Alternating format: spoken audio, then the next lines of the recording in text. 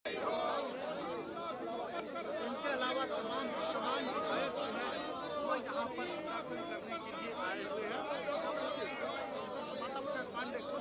इसके अलावा जो सीनियर लीडर है समाजवादी पार्टी के वो यहाँ पर विधायक यहाँ पर और शुरू होने से पहले ही ये प्रदर्शन शुरू चल रहा है।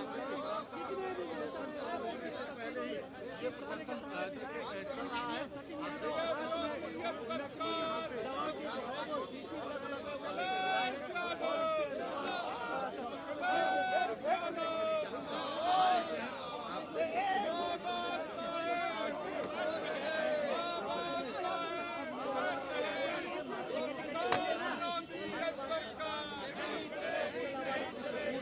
घोटाला 2 दिन से होनी चाहिए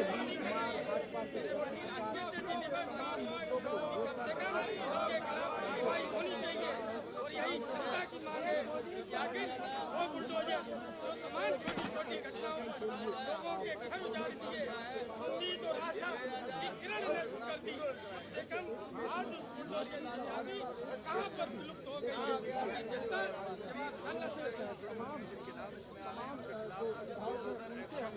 निश्चित रूप से